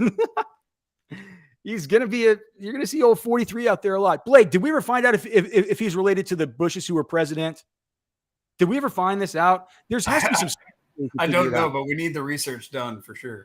There's no other reason that he changed his number from 52 to 43. 43. Come on, man. 43. If you're a Bush, that's got to be your number, right? Yeah. Coincidence? I think not. Yeah. But anyway, like, you're going to see old 43 out there, a good bit this year. He's going to be a sub-package linebacker that they played because he has a different body type than Anthony Hill, or certainly than Anthony Hill. He's not the athlete that Hill is, but a different body type than Maurice Blackwell when that stuff starts to figure itself out the way that we're talking about with Blackwell and with and with Hill as far as that, as far as that rush package. It doesn't feel like Jet Bush has really much to do with that rotation at all. He kind of has his own thing going on there.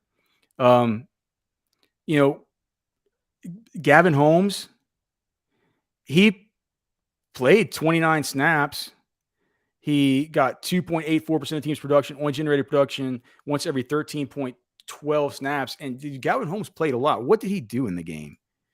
So Gavin Holmes in this one, he had one assisted tackle, and he got his lockdown bonus of 1.71. That's all. He was not thrown at, so he didn't lose any points for this, but he wasn't involved. He wasn't involved that much. As far as the guys who were, this could be interesting to just sort of look at as far as the targets and the completions allowed. So Gavin Holmes wasn't thrown at. Malik Muhammad, 2 targets. They're thrown at twice. 1 PBU, 1 completion allowed. Ryan Watts thrown at once, and he got a blow up. Terrence Brooks thrown at twice. No completions allowed, 1 PBU. Austin Jordan thrown at twice, 1 completion allowed, 1 interception. Jade Barron thrown at twice, 2 receptions allowed. Michael Taft thrown at once, 1 completion allowed. Safety, I guess Taft is a safety. He's just listed as a DB here. Jalen Gilbo wasn't thrown at. Jelani McDonald, of course, wasn't thrown at. BJ Allen wasn't thrown at. Derek Williams thrown at once. 1 PBU for Derek Williams. Jalen Catalon just wasn't thrown at. Jaron Thompson thrown at once. No completions allowed. Keaton Crawford thrown at twice. And, of course, 2 completions allowed. So that's how those guys looked. I think that the thing with Gavin Holmes is the same thing that happened with Jalen Catalon. Jalen Catalon didn't record it. I don't think. Blake, can you look this up and tell me whether did Texas even have Jalen Catalon with one statistic? Can you just look up the Texas, like go to the Texas stats page? I didn't double check it with them. If you just go look and see, like, did Jalen Catalon even have one? Because I don't even have him for a statistic. So, and whenever that's the situation, what we talked about yesterday is what you get the lockdown bonus for that, right? Because it's like if let's say he were in for the whole game, you would have to say, okay, well, that's, he might not have recorded a statistic, but at least in coverage, that probably means he wasn't, he was being avoided. They didn't throw it at him, or they didn't throw it into his coverage. They didn't throw it into his responsibilities. That can be a good thing, right? And so if you play like that for a whole game, if you play 100% of snaps, you can get up to 2 points for that, right? And that's as good as having 2 PBUs if you're a safety. It's as good as having, it's as good as like having a big blow up. It's almost as good as having an interception. If you're an outside corner, you get up to 3 points for it. Did Catalon even record a statistic?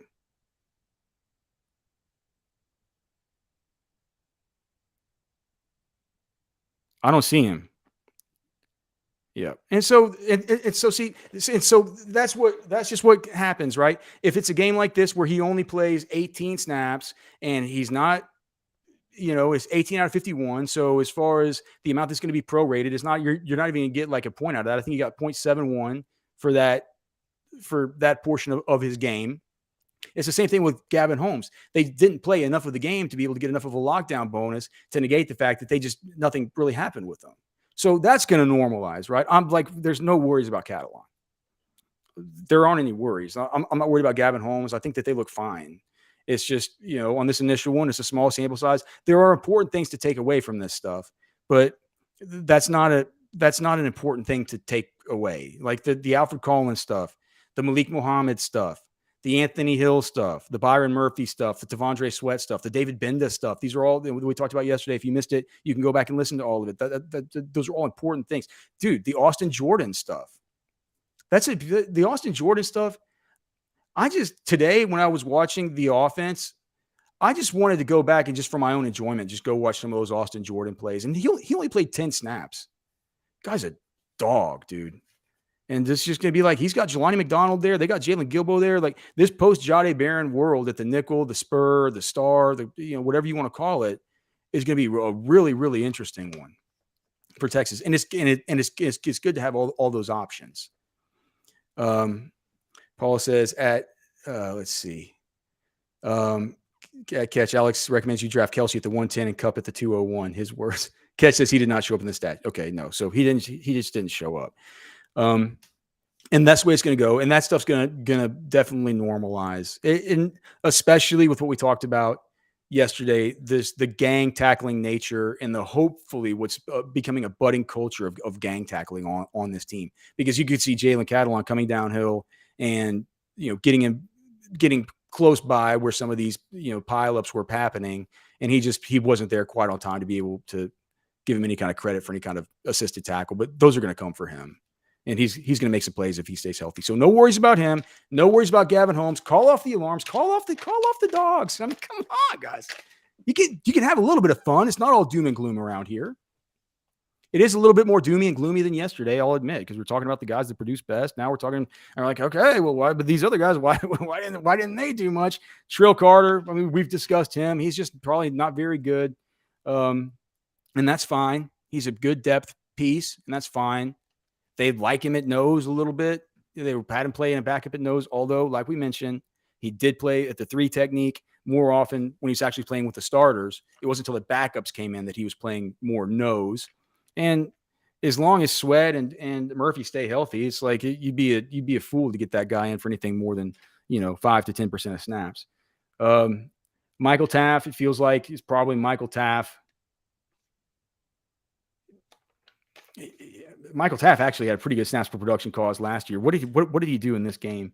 He started the game because of the Jaron Thompson, whatever the disciplinary stuff was in this game, as far as the disruption that Taff caused. He really didn't do much. He was in on maybe one assisted tackle. It looks like he allowed one completion on his only time he was targeted. He did get a good portion of his lockdown bonus, 1.1 points there out of him for that. But that'll normalize a little bit. Taff's actually, people sort of lump him in with Jet Bush because they're both ex-walk-on type of players. Taff is a better player than Jet Bush. So I expect that to normalize. We did discuss can't miss Mitch. We discussed can't miss Mitch. He's probably calling me about the algo. Mitch, Cody, call up Mitch and tell him I have a radio show from 3:30 to 5:30. But yeah, can't miss Mitch gets real excited whenever these week 1 algo betting picks start to hit for sure. Did we talk about Christopher Ross? I think we did. We talked a little bit about Christopher Ross. Let's get back to the production sheet here.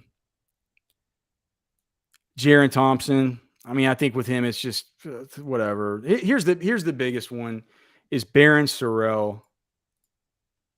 So let's look and see what Sorrell did. Barron Sorrell in a game. What was Barron Sorrell in on 2 tackles?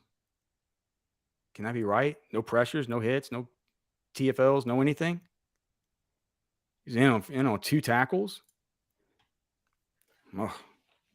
I mean, look, this isn't the Alfred Collins talk because because with Alfred Collins we've never seen anything out of him, right?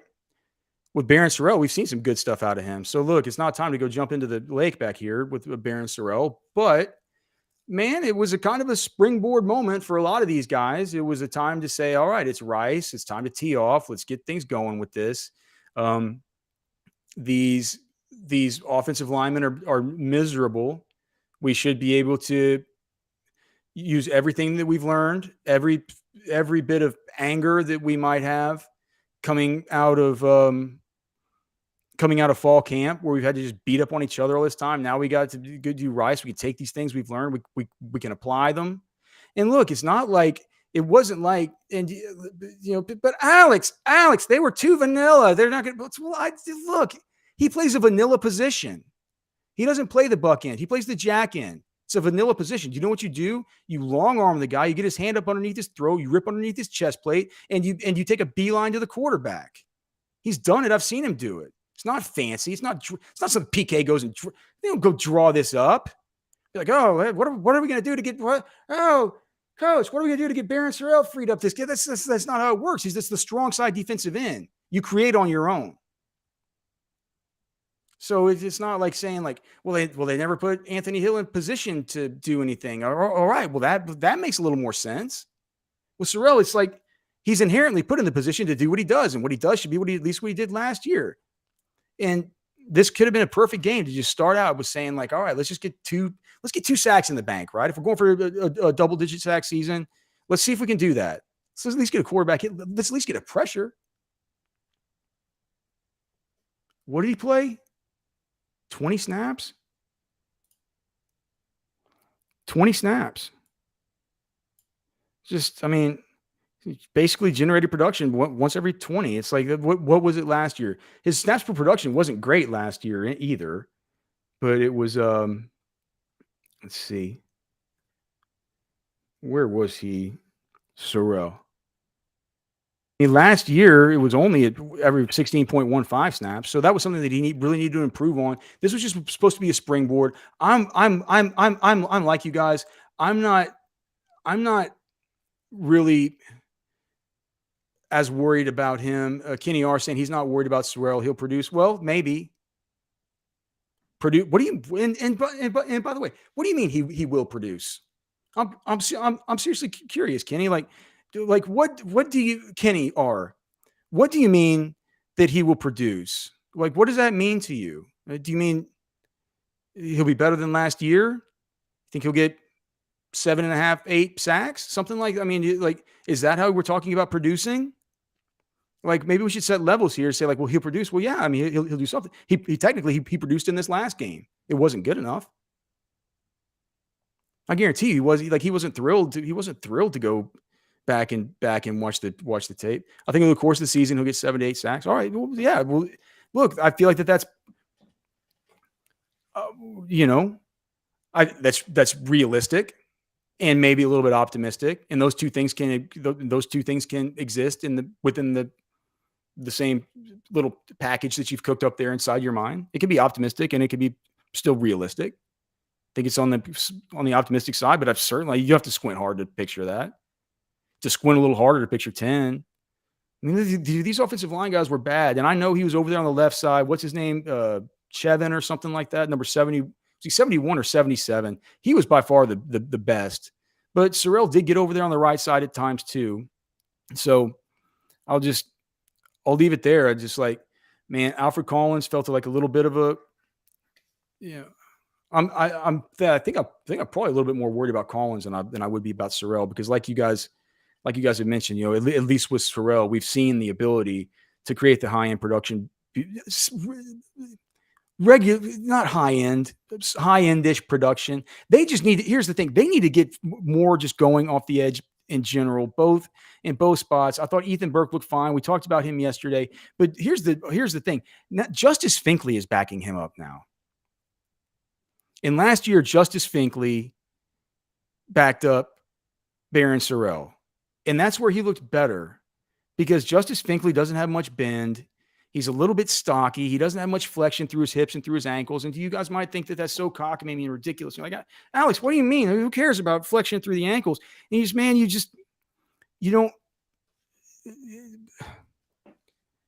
got to have some length and some ability to bend around a dude and like on a speed rush, right?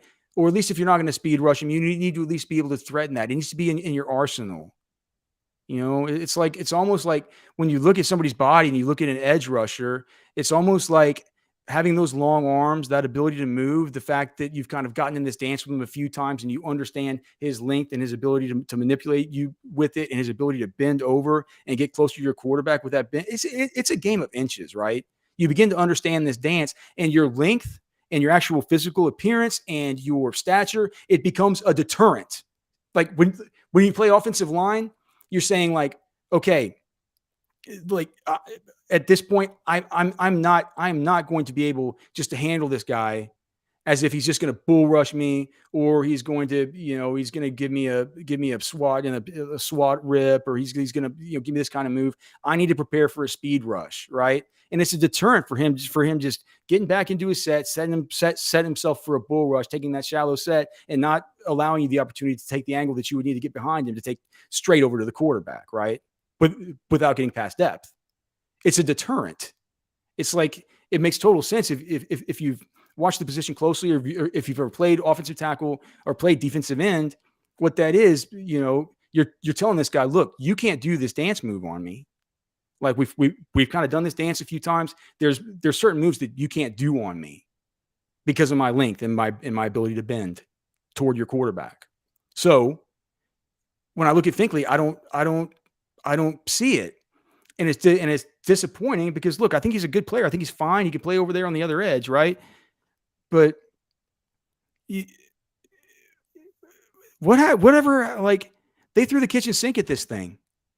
I mean, there was the Billy Walton week where he was getting some work with the twos, and there was the Jamon Tapp week when he was getting some work with the twos, and they work in guys like Christopher Ross and like these other, it's like with Colton Vosick. Well, he's been flashing a little bit. Maybe he's got to put on some size, but maybe stranger things have happened. That maybe a guy like that was like a 5-star coming in could be a little bit undersized, but heck. No, they went right back to where they started. The thing that they didn't like at the beginning of camp, with Justice Finkley backing up Ethan Burke at the buck end. And we know it's not what they wanted, because the minute that practice shifted away from being open to the media, what's the first thing that happened?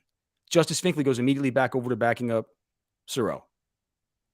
And then they try the kitchen sink. They try everything. And it's disappointing that nothing looked better than Finkley, because when you're like me and you watch these games back at like 1/4 speed, like I watched it at like 0.25 speed, just to sort of, as you can see what's going on, you start figuring out it's how you watch back football. And just to see Finkley's get off, his first step up field, compared to even guys like, and look, I think Tavondre Sweat, Byron Murphy, these guys are cat quick, right? They're good, right? They're fast. But you look at, and they're right, they're closer to the football. I can understand, like, the closer you are to the football, obviously, the quicker, the information gets to your eyeballs and shoots through your neural pathways, and your neurology goes to work, and somehow through this magical brain and this body of flesh and water that we're blessed by God to live here on earth with, we can like make a football play and get upfield, and it's like that's just what happens. But even if you look at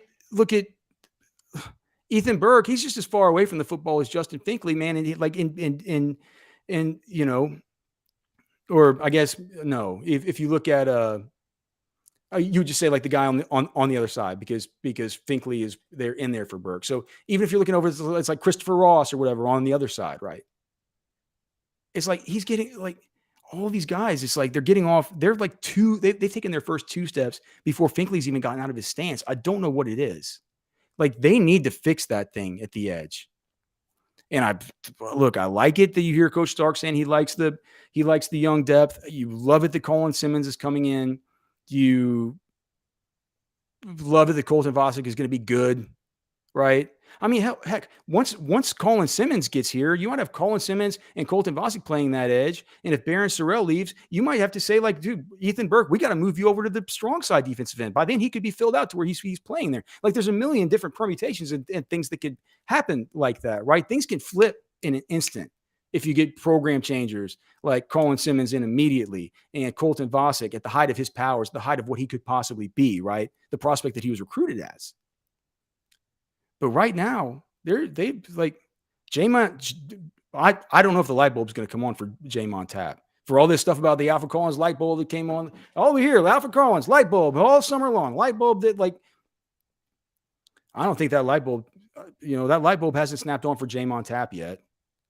Billy Walton, I don't think he even played. This edge thing, and it could be good news. Here's the thing: it could be good news. Because it could just mean that there's a lot more Anthony Hill. And to hear Sark talk about him as an edge player, mention him when he's talking about these other guys, it was an interesting thing, and it was telling. And so if that's the case for this year, we get into next year, and then, oh gosh, you get Anthony Hill situationally off the edge, sometimes at the will linebacker. All those linebackers are seniors. He's going to have to start at linebacker. You can bring him down off the edge. You can do all kinds of other stuff. The Maurice Blackwell issue completely goes away at that point too. You got one guy, who's going to be an absolute stud off of one edge. You have all kinds of options for moving guys over to the strong side defensive end. I think that he's looking forward into the future, right? But for this year, Ethan Burke's an important guy. He's an important guy to stay healthy. And if Texas fans are lucky and they want to spin this in the most positive way, Anthony Hill is going to have a pretty big role, because the depth behind Burke is it can be worrisome when you really think about it. And as you know, I go to bed thinking about it at night. Look, hey, listen, we need to talk about the offensive line though, and the guards. This is one thing that I definitely go to bed thinking about. Ketchum went to bed thinking about it because he had a report this morning that I saw about the right guard situation. A little bit of a pickle here, but I got an easy solution for you. Easy button is right here. Next.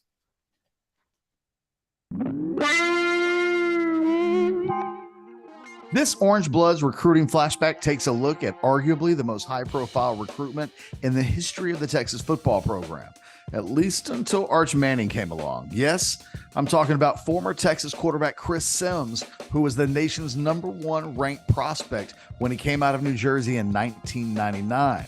Sims took a look around all over the nation early in his recruitment, visiting the likes of Ohio State and Penn State, before eventually setting on his top two. The two UTs, Texas and Tennessee, were his two finalists. After taking an official visit to Austin in the fall of 1998, the Longhorns appeared to be poised to land Sims, which partly helped steer Eli Manning, who also visited Texas in the fall of 1998, to Ole Miss. Yet, when Sims announced his decision on December 15th on the MSG network, he picked the Vols over the Longhorns. Mack Brown later admitted that the Texas coaching staff was shocked by the news.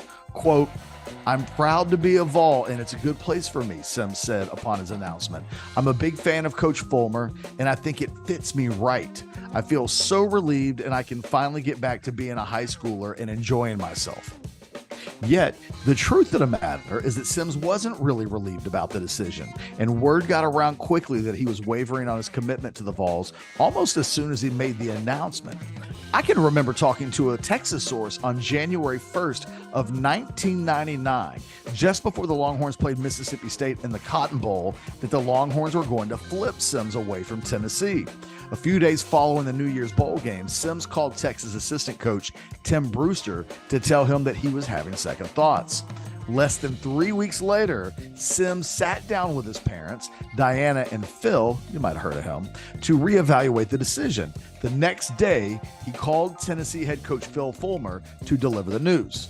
Sims said, quote, "The hardest thing I ever did in my life. The first thing he said to me was, 'Chris, I'm down here in Alabama recruiting you the best receiver in the country,' end quote." 1 day later, Sims made things official by flipping his commitment to the Longhorns, which helped cement a #1 overall recruiting class for Brown and his coaching staff. It proved to be a game changer for the Longhorns, as evidenced by the commitment of the big three wide receivers in the following recruiting class: B.J. Johnson, Roy Williams, and Sloan Thomas, as well as paving the way for Cedric Benson's commitment to the Longhorns in the 2001 recruiting class. Ultimately, it was one of the great recruiting moments in the history of the Texas football program.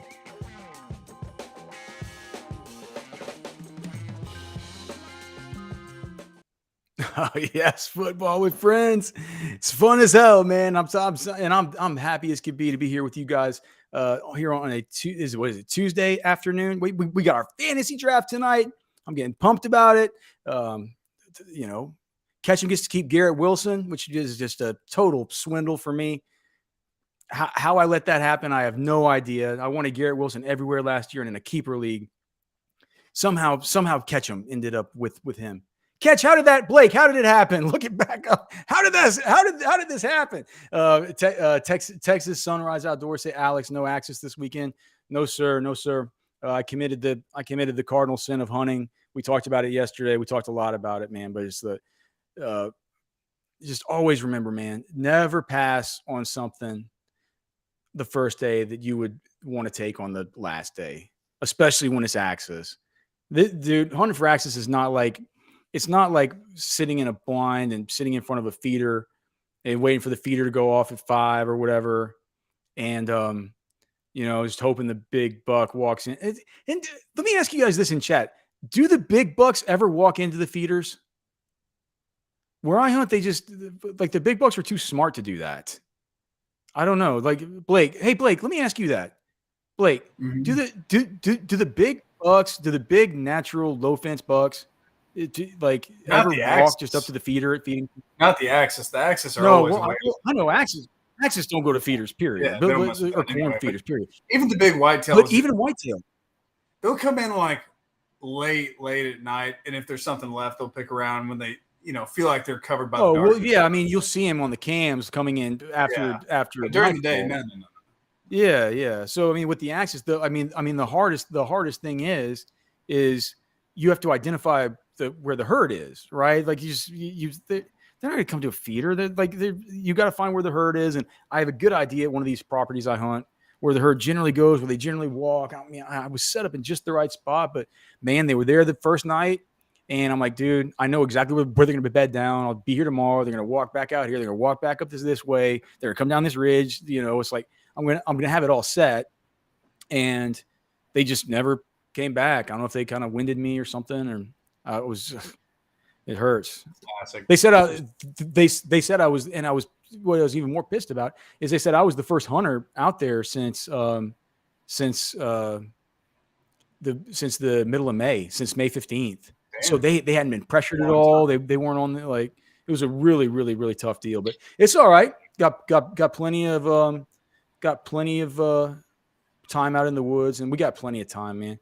And I've already told Catch, man, they're gonna have to be some Fridays that I have to take off to be able to get out hunting to doing this show. So the freezer has to be full. Yeah, man. So you guys are gonna miss me on a few Fridays here during the fall, but know that I'll always have my football with friends family in my mind as I'm walking around thinking these maniacal thoughts about Alfred Collins really being more like a Great Dane than a pit bull. All right, what we need to talk about next? We need to talk about we've gone through the defense. Who has the fastest get off coming off the edge? Anthony Hill. Yep. Pretty simple answer there. He's very, very good. He's going to be good, man. And if we would have gotten him if we would have seen him get that sack and the quarterback hit that led to the big interception, we'd be talking about him like, people would be out with pitchforks saying like, why isn't Anthony Hill starting? At this point, he's going to have to play.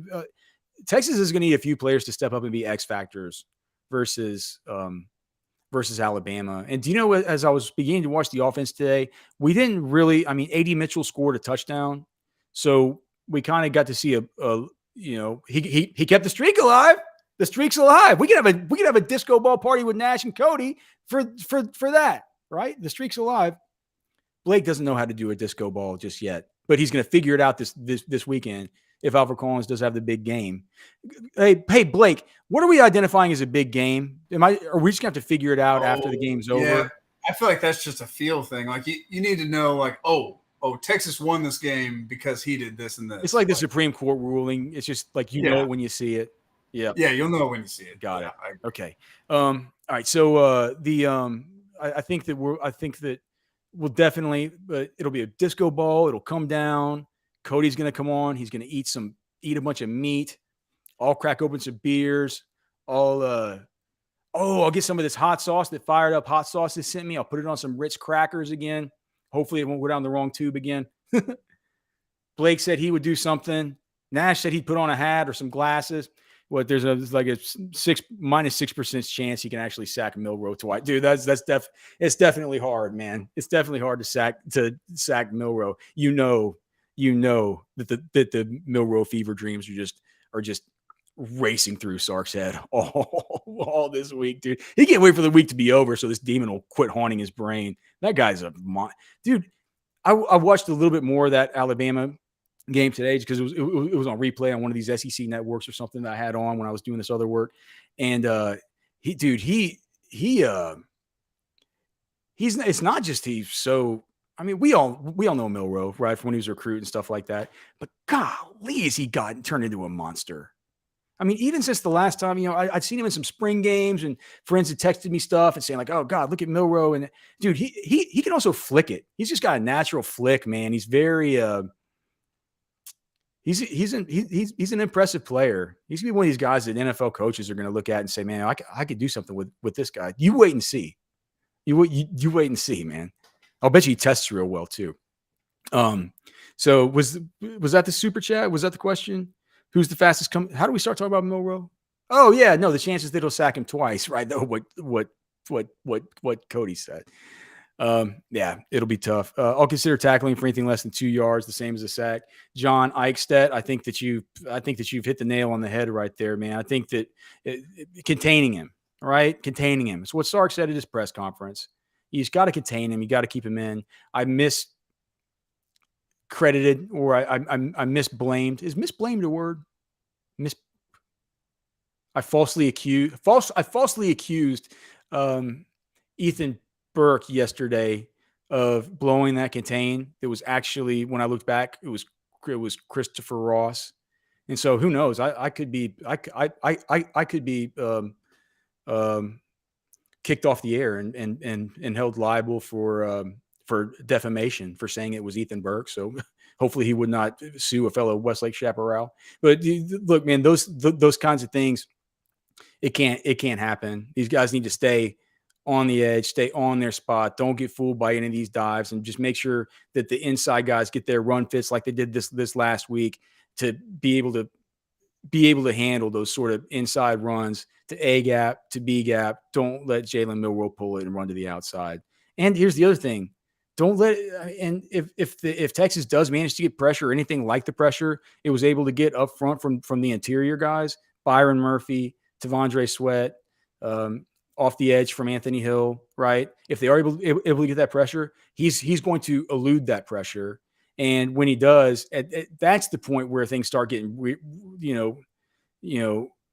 rock'em sock'em robots, dude, wild and crazy guys kind of stuff. You gotta really make sure and keep your head then, right? If you're Jade Barron, if you are a linebacker that's playing in the overhang capacity, if you're an edge guy, right? You need to make sure it's like, all right, like, look, things are getting weird. I don't know what this guy's gonna be doing. He's off platform. Is he gonna run? Like, is he gonna find an open guy? You just need to take your correct pursuit angle. You need to make sure that you engage with great leveraging, great leverage and positioning to his body. You got to get your helmet and your face mask across, right? Wrap up. These are all going to be important things, especially for the force players and the end men on the line of scrimmage. We had the talk that we were going to have of the and the chat line, of course, is brought to you by Specs. Make sure to visit specsonline.com/shop. Drink and chat responsibly. One of many great sponsors here on the Orangebloods live channel. So happy to be with you guys here. Of course, Football with Friends. I'm Alex Dunlap. If you're interested in sponsoring the show, please, I need more sponsors. So email me, alex@rosterwatch.com. We have Val Garcia on board, Val in real estate. I'm telling you, we're going to get business booming for Val, even more so than it already is. And we could do the same for you, alex@rosterwatch.com. Or if you just want to email me anything, man, you guys really don't email me much. I think maybe some of the emails are going to spam. Either that, or you guys just don't like to email me. I figure people would want to email just their takes and stuff. I would print them out. I would read them on here for sure. Again, it's alex@rosterwatch.com. But definitely sponsors, please. Okay. The right guard thing, I told you about the easy button for right guard. So, all right. So Catch says, DJ Campbell left the game. I'm not to the point in the game wherever DJ Campbell got hurt. So I haven't watched it back, or I don't know exactly what it is. But he's missing practice. There is Cole Hudson, who's not completely healthy either. And to me, it's like, okay, neither of these guys is healthy, and you're worried about like what if Cole Hudson can go, or whether a compromised DJ Campbell can go. Hit the easy button. Put in Cam Williams. Just put in Cam Williams. I mean, what are we talking about here? We talked about it in the show over and over and over again. Anybody gets hurt, guess what happens? Cam Williams comes in the game. Just put him in. He was awesome in the spring game. Don't you remember when we went over the spring game, his snaps? We went through it snap by snap as the starter with the right guard. He was better than any right guard that Texas has had since. When's the last? I mean, who? If you just look at that spring game, you see like he literally scored positively on over half of his snaps in the deep dig for the spring game. It's unheard of. It's absurd. It boggles the mind. And people are like, well, but he plays tackle. Like, is he even practicing at guard? I'm like, well, yes, he practiced at guard. Also, the last 5 practices of spring, and in the spring game, he's played it. He's awesome at it. Put him in. What, dude? You bring in all these guys. It's the large humans. It's the whole media tour. They let everybody know, like, we're going to the SEC. We need to get these big guys. We need to be able to move bodies. We need to be able to, like, this is SEC football that we're talking about. By the time we get there, we need to be bigger than everybody else. We need to be better than everybody else. And Connor Stroh, man, he can't move, and neither can Andre Kojo or Peyton Kirkland. But it doesn't matter. We'll get him in. We'll develop them. We need these big guys because we're going to the SEC. And guess what you're doing this week? You're going to the SEC. But hey, coach. We got to play the SEC this week. What do you say we throw in a hurt Cole Hudson? After all we saw from him last year, he's kind of banged up. Let's throw him in. What are we talking about? This is why you got Cam Williams. He's the easy button. Just push it. Just push it. It's like it would be awesome to see too. It would be great to see Cam Williams out there making things easier on. Can you imagine how much easier he makes things on Jake Majors in a spot like this, with Jake Majors having some Alabama 5-star one technique just right on his outside eye. He's got this solo base assignment. We talk about the 3-hand techniques that you guys use. A 3-hand technique from Cam Williams with his left hand coming down there and helping you get your leverage before he works second level, or letting that guy come across Cam Williams' body where he can drive him off to where you can just work second level of the linebackers, the thing that Jake Majors can actually do well. What are we even talking about? A hurt Cole Hudson? Even if DJ Campbell was 85% of himself, I would still put in Cam Williams. I'd put in Cam Williams over a Cole Hudson that's 100%. Now, look, I know that the staff doesn't agree with that. But if he's in any way compromised, this is why Texas brought these players in. I don't get it. It's like, well, we brought him in to get ready for the ACC. Make sure and tell the media we need to be bigger than everybody else. We need to be able to move them off the ball, get the media hyped up about all these big humans. Well, you're going to play in an SEC football game. Get him in there. He's good. I don't know. Maybe I'm crazy. Well, I know I'm crazy. You guys know I'm crazy. Be careful, Sarge. No, Sarge. Oh yeah, sure. Sarge can offer me an OL job. Yeah, I swear to God. The only time, man, I won't even bring up the time that I got offered a job at a college being a coach. I actually thought about it for like 10 seconds until I talked to my wife about it, and she's like, "How much money are you going to make doing this?" And I told her, she's like, "No, you're not going to go do that." I don't think that assistant defensive line coaches, I'm not sure that was what she was looking for me to end up doing with my career. Majors looked like he was ready to fight Campbell after a few plays. Start Campbell for one play, get Majors all fired up. Yeah, man, I said the same thing, dude. I mean, do you know what I said?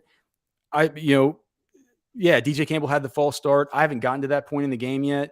But I was during the game. If I was DJ Campbell, I would have just said, "Hey, man, how about you mind your business and you try not to get any snap infractions today." So that's what I would have said to him. Like, you're kidding me. You're gonna get all over me. You're gonna get all over me about this. And then later on in the game, I think Jake Majors got himself a false start. I wonder if he gave himself as much trouble as he gave DJ Campbell on that play. So that's there. We still have to talk about the NFL Week 1 lines. We need to talk about the matchup tool. Terrence Jones says, you want Texas to be ready for the SEC. You better pray for Malik Murphy to play. So what are you, Terrence Jones? Are you saying that Quinn Ewers, who before getting hurt last year looked like he was going to just completely run over, have the team completely run over Alabama? Like, you don't think he can do it? I mean, it's fine if you don't think that. We're all friends here. This is the friend zone, man. It's like a big trust tree, right? It's football with friends, man. We're here to have fun. I'm curious about people's opinions, but is that what you're saying? That the only chance for Texas to be ready for the SEC is for Malik Murphy to be ready? Is that what it is, or is he talking about Arch Manning won't be ready? I've got a quick pet peeve, and I was thinking about this before this comment even came in. But everybody calling for Malik Murphy spells his first name wrong. There's an extra A there, guys. That's my pet peeve of the day. There's 2 A's in Malik for Malik Murphy. That's not 2 I's. I've seen that as well. That's before he got hurt. After he came back, he got scared to get hit. Well, I mean, I feel like that's a fair criticism. I mean, yeah, it's a fair criticism. I think that. I don't think it means that you roll into Tuscaloosa and you toss Malik Murphy out there. I'm not. Have you been to Tuscaloosa before, Blake? No, I haven't. It's crazy there, man. They have this like around the stadium. There's like it's just like a big like street, right? It's a street, and across the street from the stadium is like sorority houses, and there's fraternity houses and stuff. And you can literally walk out of the sorority of the fraternity houses across the street and like enter into the little like ticketing area of the stadium and just like walk right in. And they have also on that same deal, like around where the end zone is, it's like commercial areas. They got bars and restaurants and all that stuff, dude. It's a rowdy fun. It's a rowdy fun place. That's kind of what you get in the small towns, right? I've never been there for a game, right? But I've been to so many pro days there, and so I can only imagine what it's like during a game, right? But you got to figure they have these things set up where you can tell exactly what it is. Like they got this little beer, a place where you can tell they have like kegs of beer, and they like the even when it's not game days, where they have these big like plastic jugs they put them in, and there's like 3 stories of stuff. You can tell there's people probably during the games. These things are just, looks like probably a fire hazard.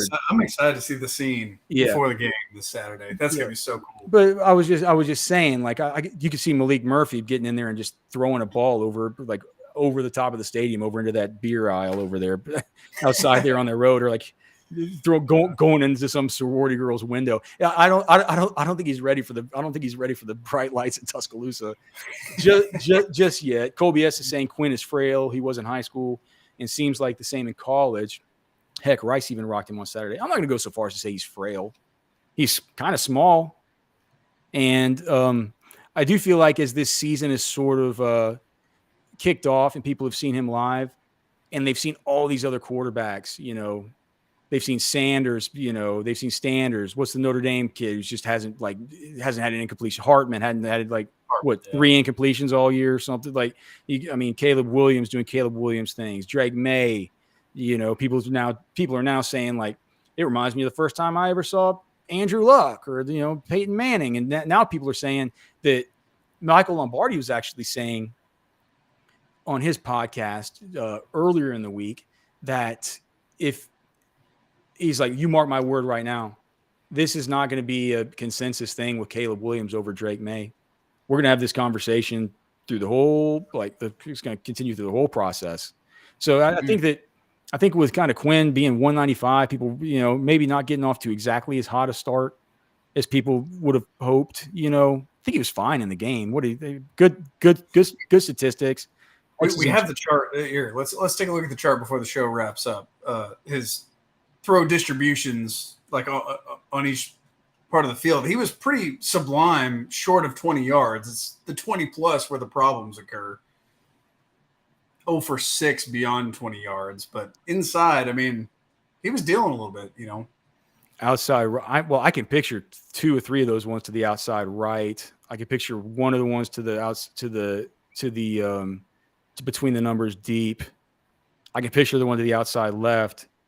I can picture the A.D. Mitchell one, the Xavier Worthy one. And there's also one of those to the corner of the end zone that hit the defender's helmet. That was actually a great throw to Sanders. Yeah. Do you know who else looked good that we did I mention A.D. Mitchell yet? Just his routes. No, you haven't talked about the routes. Because I said he scored a touchdown, and that was like 7 straight games. Like ever since he's a freshman, the games he's been healthy, he's scored a touchdown in every single one since the last game of his freshman year or whatever. A.D. Mitchell's going to have a game soon where he blows up, guys. He really is. He's very good. He's like, you know, he was getting open on plays where the ball just, you know, he wasn't the first read, but you could see him. And I know it's Rice DBs and stuff, and so he could be kind of toying with them. But golly, man, he's a very manipulative guy at the top of his routes. He's much more polished in the way that he can create separation than I had thought before. I'd kind of thought of AD kind of more this, you know, slender but still kind of still big skyscraper type of body. He's got some elegance, some real finesse, and some real grace to what he can do, and some real explosion to go with it. It makes sense when you watch him close and put him under a microscope, and you don't just look at the numbers. I think he only like 32 yards or something. I lost on Prize Picks because of it, because I think I had him over 44. But I thought for sure he was going over that. but it was like he's got some things going on, and I think that we're going to see that. He could be one of these guys that could be an X factor versus Alabama. You know, what if they pay a bunch of extra attention to Worthy? You know what? Like, if you look at his career, he's shown up in the big games. He has catches in both those national championship games in Georgia. Yeah. So, and to his credit, he's got a touchdown his first game at Texas. So, and in the spring game. What did we not get to? We didn't get to the week 1 NFL lines. Matt Stafford. We're gonna have to push that another day. Oh, right. Stafford's wife on the podcast. It feels like he's having a hard time connecting with some of these younger millennials on the team. Is it just because of the phone? Is it because of phone's phone? a big part of it. People just want to talk. People just want to text each other on their phones. We need to dive into this. I want to hear what Kelly Stafford had to say. Of course, that's we'll hit that at the very top tomorrow. Let's delay the deep dig until Thursday, and Wednesday will be all Stafford. We forgot about the week 1 matchup tool. We'll definitely talk about that. We at least did get to talk about Kelsey.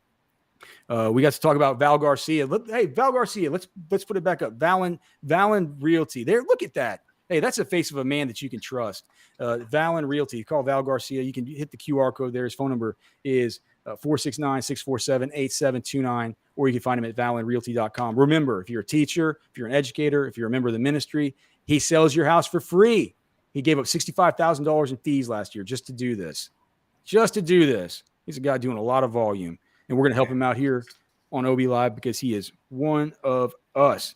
We also, so tomorrow, I'll probably be pretty close to being done. I don't know if I'll be done with the offense, but I'll be close to being done.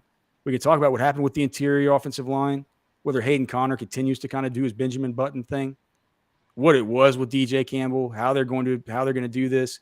Maybe we'll get more news about DJ Campbell, and of course, this dastardly narrative of Quinn Ewers and the deep throws and the incompletions. Going to get into all of that. So thanks to everybody in the chat, man. Thanks for tuning in. We will see you guys on a Wednesday edition of Football with Friends. It's always fun as hell. So for Blake, I'm